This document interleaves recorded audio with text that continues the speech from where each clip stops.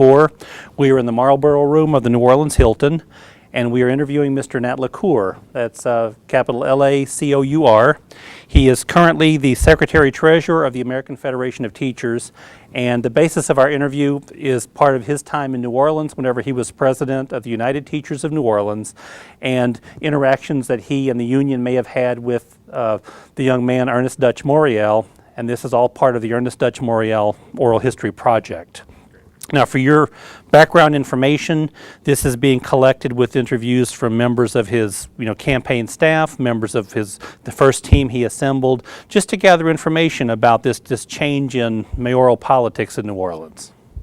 Nat LaCour, 10-9-8-7-6-5-4-3-2-1. Right? Let's go. All right, I guess, Mr. LaCour, my first question to you is, when did you first meet Dutch Morial? Well, I met Dutch Morial professionally, really when he was a judge, a candidate for the judgeship, and also doing his run for the mayor. Had you known him personally before that? I knew of him. I didn't know him personally. I knew of him. So when he was running for judge, was he asking for support? Was that how you came to meet him? We supported him. We supported him with financial contribution, and we got the teachers involved in his campaign by doing street canvassing, running phone banks, and the usual kind of things, helping with mailings. Also, Dutch Morial, at one point, I think it was on the state Supreme Court. And back in the mid-'70s, when we launched our campaign in New Orleans for collective bargaining for teachers, we were challenged in the courts. And on a vote of, I think it was 2-1, the Supreme Court of Louisiana, or the delegate court, ruled that collective bargaining was permissible. And Dutch Morial was one of those two votes. And so when he ran for public office, we kind of remembered that, and we supported him, not just because of that, but that certainly contributed to it. He was a well-qualified person, and his wife also was a former member of our teachers union when she was a teacher in the public school system. And are we speaking about, when you talk about the teachers union, are we speaking about UTNO then? Talking about or prior to UTNO? Of New Orleans, yes. Okay. And just as by way of background, you are from New Orleans. I'm a native of New Orleans. I'm a product of the New Orleans public schools. I graduated from Southern University and taught for a while. And while a teacher, I was elected first vice president of the union, served for 2 years or one term, and then ran for president and was elected to that position, a position I held for 28 years. And by the way, just to get the plug in, which schools did you attend in New Orleans, the names of them? McDonald 6 Elementary School, Green Junior High School, the year it opened, just in the 9th grade, because I graduated when we had K to 8th grade. I graduated from McDonald 6 at the end of the 8th grade. Spent a year at Green, I think it was called Valnor Street Junior High School. It was the first junior high for African Americans in this city. And then I moved over to Coyne for my last 3 years. Graduated from Walter L. Coyne High School. And what subject area did you teach in? I taught high school biology. Biology. Okay, I just want to make sure we got that on before we moved on. So then after 28 years as head of UTNO, then you moved on to the American Federation of Teachers. That is correct. I was elected to the position of Executive Vice President of the American Federation of Teachers in 1998 for a period of 1 year, 98 to 99. I was both president of UTNO on leave and executive vice president of the American Federation of Teachers. In 2004, a couple of months ago, I was elected to a new post, Secretary-Treasurer, which is the second highest post in the AFT. Okay. Now, so whenever Dutch Morial was running for judge, would he have come formally to the union to sort of be interviewed by the union to see how you would decide who to support? How did you operate back then with? During my tenure as president of UTNO, we built what I believe was a pretty effective collective organization around politics. And so whenever there was an election in this city, people sought our support, because if you got the support of the teachers, the United Teachers of New Orleans, it meant you would get a financial contribution, but you also would get, which was more important, people who were willing to work for you. We'd put people on the street on election day, knocking on doors. We, again, did phone banking, canvassing. And so the support of UTNO is very important to any person who runs for any position in this city. And Dutch, like most other people, came to us, as do most candidates. We interview them. In some instances, we will give them a written survey to complete. They ultimately come before our executive board, which is about 30 people, and they're questioned. And then the board, in the absence of the candidates, discuss the merits of the candidates, and we make a decision. And each time Judge Morial ran, we supported him on the merits of his interview. And again, as I stated, he also happened to have been a judge that helped make one of the decisions relative to the rights of teachers in this state to engage in collective bargaining. That was pretty big for us. Very. So whenever he ran for mayor then, whenever he decided to make that run for mayor, and I believe... Lieutenant for mayor, we supported him. Okay. And we were major players. We also supported his son. We were the first union in the city to endorse Mark. And Mark will tell you that he credits landing the support of the AFL-CIO because of the support he got from UTNO, because there were many unions that were holding back, that were reluctant. But once we made that decision, then it was easy for other unions to join in. The same thing happened with Dutch. Now, what I call about Dutch waged an unusual campaign. Something, to my knowledge, was the first. Dutch actually put people in all of the precincts, and they sat with the voting list, and they were able to track who was voting. And that information was then called into his campaign headquarters, and they were able then to get on the telephone and call the people who had not voted.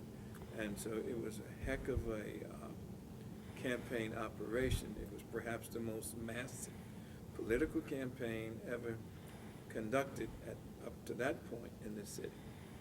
Now, UTNO gradually sort of evolved its own very strong campaign force. I mean, over time, I mean, you certainly developed the skills to do that and everyone else. During that time, whenever he was running for his first term, how was it coordinated between the two, between his campaign staff and UTNO? How would you, so that the marching orders? To recruit people to serve in these precincts, and we did. If I'm not mistaken, we had over 80 somewhat people, that members of our union, that volunteered to work within his precinct. We also had block captains. So we had people who got on the telephone and knocked on doors within their blocks, urging people to go out and vote for Dutch. And that was essentially his campaign in every precinct in this city. And we just simply worked in those precincts where we thought we could bring the greatest amount of support and effort. So the human effort that you were able to provide came from UTNO members? Yes. So they could have been teachers, could have been, I mean, whatever, who were you represented at the time? We represent three categories of school employees: teachers, teacher aides or paraprofessionals, and the school secretarial employees. In fact, we represent also the secretaries that work in the central office. So we had volunteers from those three groups of employees. And on a typical election day, we can put upwards of 150 people on the street. And it's my belief that there's no other organization in the city that can do that, or that has done that. And that includes the political organization. And what's different from us, the political organizations ask candidates for money. We've never received a single penny from any candidate. We have our own PAC, and from those PAC we gave the candidates money. But in addition to giving money, we were able to give them what no one else could. That was manpower, insufficient numbers. So whereas the other organizations would in return give a name and maybe a little something, I mean, you worked with them. Our members understood that many of the decisions regarding school were made in the political community. mayor's involved, the city council involved, school board's involved, the governor is involved, the state legislature's involved. And so we felt it was very important for us to be involved politically. And when people ran for those offices, we would invite them to come in for an interview. We would have our discussions and make a decision. So in terms of coordination, would it be like you were the main contact with the campaign, or did you have your executive committee? How would you know? So how the instructions go back and forth? The political action committee, not known. Okay. It was headed by a chairperson, and that chairperson would be the person that would be most in touch with the candidate. And then we had a person on staff that assisted that chairperson, because the committee itself was made up of people that were teaching, and they were secretaries, so they worked a full day. And a lot of this work was after the work day and on weekends. But we had the committee and we had the chairperson.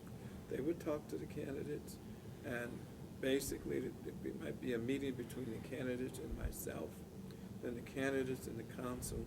And once we made that endorsement, the political action committee did much of the coordination of the teacher involvement. Okay. And do you remember specifically during that election any major rallies you would have sponsored to help Morial, or any kind of major public gatherings? I don't recall specifically a rally for Morial, but I can tell you that over the years, but particularly in the gubernatorial elections, we would hold a rally in which we would invite the candidates for governor. The one we had endorsed, I recall, and it was usually held at the Pavilion Hotel. People would come in, and we'll have a few hundred teachers there. And it was an old campaign rally where the politicians would speak. And with that, we were able to take pictures, run it in our newsletter. So we were pretty active in politics. I don't think that you can be anything but active if you're in the union movement, and particularly if your union is in the political arena, which is where education is. So the big push on election day, you had staff members, at least 80 staff members out working the polls, checking the names off. How about any other activities you may have done? Staff members. Our staff I mean, was more than 9 people. We had teachers out there, that's right. and clericals. And I guess when I left here, on a typical election day, we'd have 150 people. We would put them on buses or in vans. We'd put banners on the side. It was called the No Flying Squad.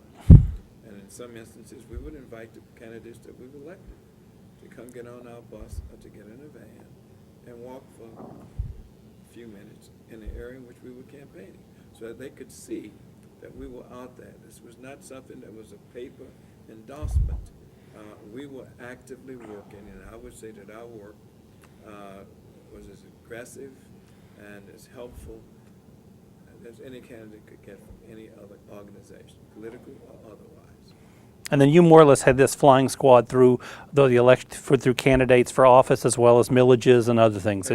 Everything. Millages, as well as elections with people who are running for office. How about now, and during his first term, how did the union work with him?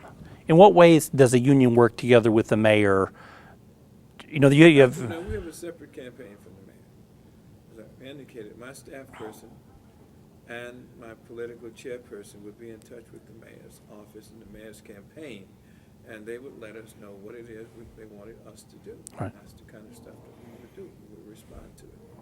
Because generally in an election, there are a number of candidates that we have endorsed and that we're working for, so it's not just one. Sure. But the big races are obviously the mayor's race, the school board race, and the legislative and governor's race. And so we would have people out. Now, We basically attempted to get people who live within the voting district. Mayor's race is citywide, so it didn't matter. But if it was a legislative race, we recruited teachers who lived in that legislative district. And we made sure that they got to meet the candidates, and that when it was time for us to go to those candidates and say, look, we've supported you, here's something that we have worked on, and we would like your support. So we had a very good working relationship with candidates. We never asked them for any money and did not receive one red penny when I was in office, and I'm certain that that is the case today.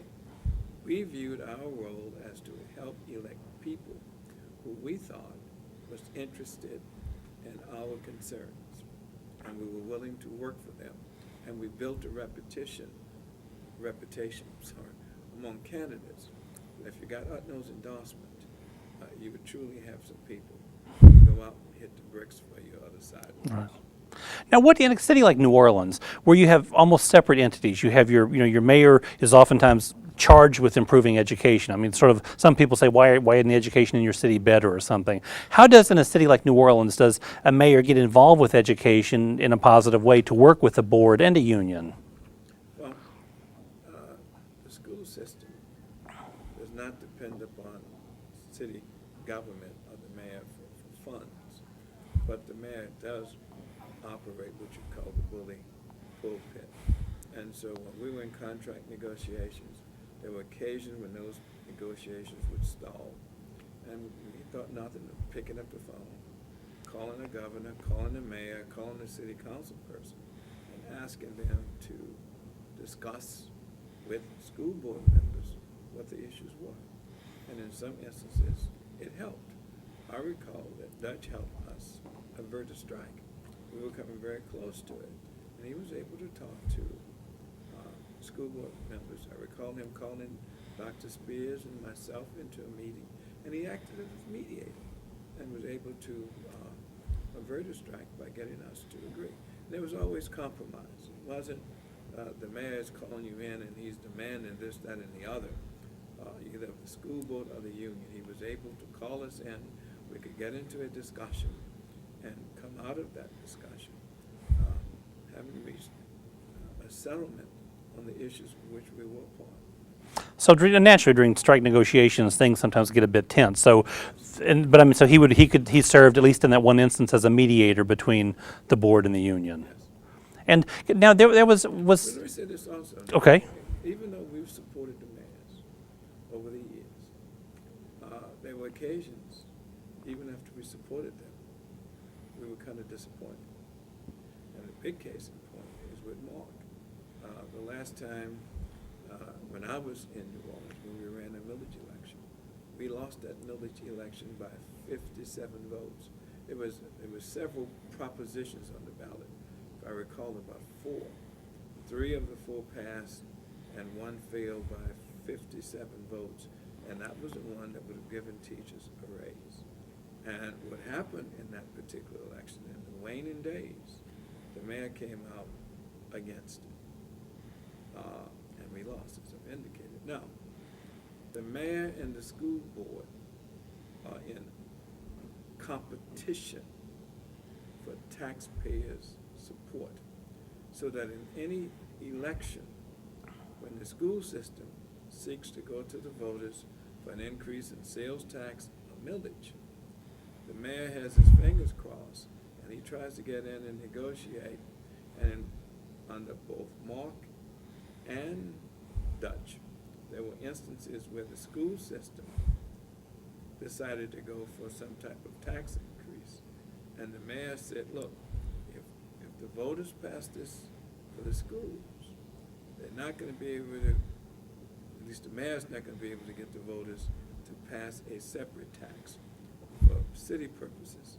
And so then what you'd get school officials and the mayor's office, the city council, all sitting down working together, and in many instances you would come up with a tax proposal in which the city got something and the schools got something, because they both understood that if one of the entities went first and they were successful, it would be very difficult for the others to come on the heels. And in the election I'm talking about with Mark, it was basically just the schools, and the mayor ultimately had to come out and be against it. Now, part of that vote was for taxes that were up for renewal. Right. Those taxes passed, and the union campaigned for those taxes, because those taxes, if they had not passed, would have meant huge cuts in positions and huge cuts in funds for programs. And so we went to the voters and asked for that. And let me say this also. When we campaigned in those millages, we put money up, tens of thousands of dollars, to help pay the cost of the TV ads that went on to promote those taxes. And it was not always in the name of just Utno, but we contributed in cooperation with the business community and the people that were supporting those taxes. Right. So we had to have coalitions. Now, did you ever have to, that you recall, during the first term, Mayor Morial's first term, Dutch Morial, ever having to like express your displeasure with something he had done? Ever having to, confront him on something like the, I'm saying over these tax proposals. What I'm talking about with Dutch. With that, Okay. we had to go in and say, look, the schools need the monies. We're going to go for tax increase whether you go or not. Now, if you want to come, and what happened, we reduced the amount of money that we were seeking for schools. I recall we wanted to go for a penny, we went for a half penny, so that the mayor could get something. So yes, many of those discussions were knockdown, drag out discussions held in private in order to reach the consensus that I'm talking about. Right. So no, we did not always agree with any of the candidates. Same thing with school board members. We've endorsed them. Sometimes we were able to work things out, and sometimes we were not. Now, what we basically based our political decisions on is what happened over the long haul.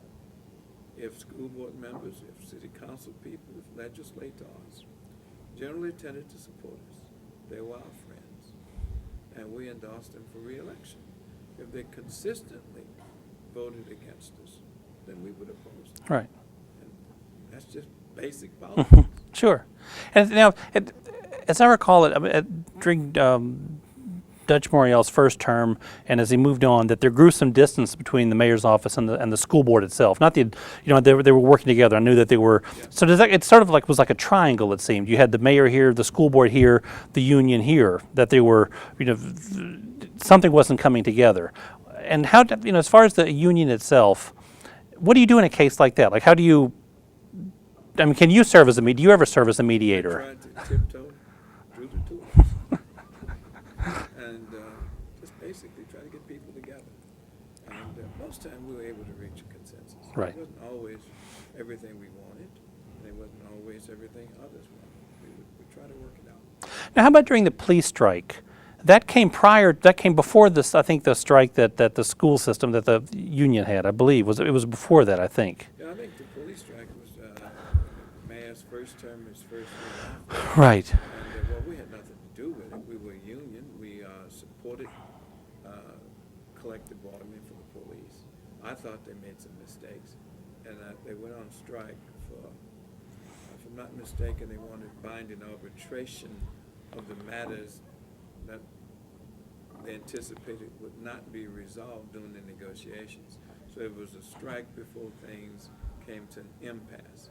And I have a lot of police friends, but I would say to them that was a mistake. And it basically caused them to lose that strike. And they haven't had a contract since then, police.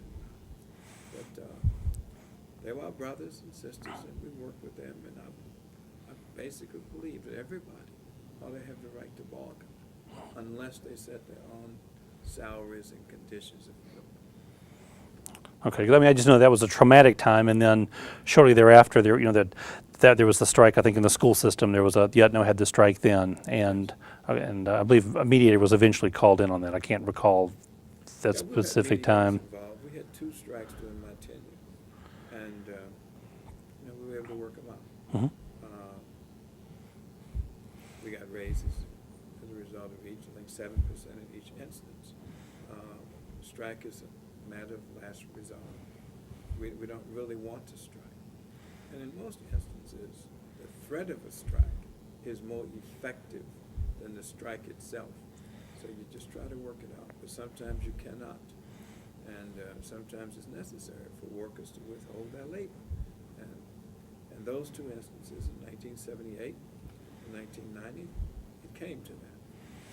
But again, the mayors in those instances were able to ultimately bring us together and help develop a solution that allowed those strikes to end.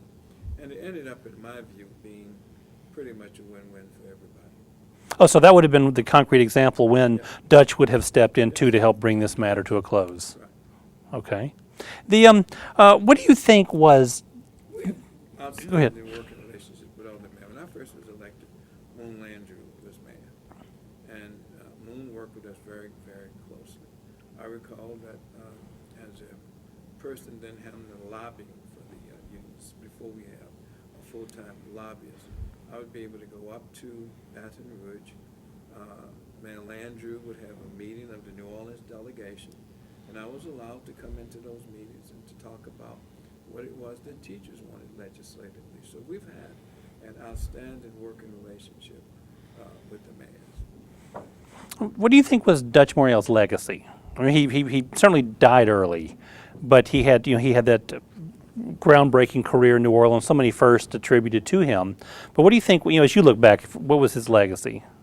I think that Dutch, in the beginning, was able to pull this community together across racial lines. I think at the end, he began that coalition type of work kind of split apart, and certainly it was exhibited when he attempted to change the charter to allow a man to work for third term. But Dutch was able to bring people in. I thought he brought in very capable people on his staff, and they were cross-racial lines. So I think that's his biggest legacy. Did either of the Morials come to you for third term support? Did they come to Know It All? No, because the third terms never really got off of the ground. I mean, they went through with it, but we didn't play a major role in that. Okay, now just more of a national question now, as far as what you see as you travel around. What is the status of bargaining, collective bargaining for teachers? Is it holding its own? Is it, Well, collective bargaining for teachers certainly is holding its own, but collective bargaining is rough times when you have an economy that's not as good and as robust as it ought to be. But collective bargaining is still something that is not widespread in the South. Many southern states do not allow for it. If they allow for it, it hasn't taken place. I don't see that as a positive, because teachers in the South are still underpaid. The schools in the South do not hold up to the kind of academic performance we're seeing outside of the South. I think that there are real efforts in the South to really intimidate teachers and unions, and it is mitigating against quality education. I mean, there have been all kinds of studies conducted that will show you where there is a strong union, you have a better school system. And certainly since the reform movement took place, since 1983, the school districts that have been able to make the greatest strides and to make the largest changes are those districts where the union and management can work together and where the union is strong. They've outdistanced the other districts. as far as teachers' unions go, I mean, certainly in manufacturing, we've seen a drop in unions, or we've seen drop in membership. I mean, the pressure has been pretty tough on them. And unions always seem to come up as the whipping boy during each political time. How do you kind of battle against that and argue against that? Well, in the public sector, unionism is growing, and certainly among teachers. We now have 1.3 million members. I recall when I was a teacher, we had 50,000 members, and we're growing every year. We've never decreased during the time that I've been actively involved in the union. On the other hand, in the private sector, union membership is down, not because people don't want to join unions, but because the jobs have been outsourced, they've gone overseas. And so it's just a need for fewer and fewer people in the manufacturing industry. And they've done polls of the American public, and 80% of the people who do not belong to unions said that they would welcome a union in their particular industry. And if they could join, they would join. But there is a decline simply because of the loss of jobs in the private sector. But there's been an increase in unionization in the public sector. What, as I'm moving toward our close here, I want to ask you, what affected you as a young person that got you so interested in unions, that made this become the path that you chose, sort of moved you out of the classroom and into, supporting the classroom from a different location? I became a teacher when I was eligible to become a teacher in September of 1960. That is the year that we integrated the schools in New Orleans, in France in 19, with the 3 black girls. And in that particular year, in order to defy the federal courts, the state legislature voted out of office the Orleans Parish School Board. And when the school board was voted out of office, it interfered with the recruitment and hiring of teachers. So I could not get hired in September of '60. I graduated that August. And teachers also went for 4 months without pay in 1960. And so the day I became a teacher, which was after the return of teachers from the Christmas break in 1961, January 3rd, I joined the union because I understood that we needed a strong union to combat that. Now, 9 years later, I was able to run for office, and the teachers elected me as their vice president and ultimately their president. But I've always been a believer that workers and employees need to speak with a unified voice. There is no doubt that in the private sector, when the auto workers and all of the other blue-collar people organized, they were able to earn decent salaries, they were able to get hospitalization and other benefits, and they had job security. And I will tell you right now, in this country, the workers that have the best pay, the best benefits, and the best job security are those workers that are unionized. And then the people where there are no unions, those are the ones that are basically hurting economically because there is not that united voice. Who were the guys who mentored you in the union? When you joined the union, who were the ones you looked up to that helped you? I joined the union at my school, and it was the people that were what we call building reps in the building. A guy by the name of Charles Hatfield, and a guy by the name of David Coleman. They actively recruited me into the union. They encouraged me to attend union meetings, and they encouraged me to run for union office. And David Coleman ran with me, and so did Mr. Hatfield. And so when I first got elected, I was able to continue that working relationship, and those guys constantly pushed me. They encouraged me to attend conventions and get involved nationally. Okay, I just wanted to make sure we got those names out there. Well, that's all we will need for today. I just wanted to get a glancing at this, and I appreciate your time.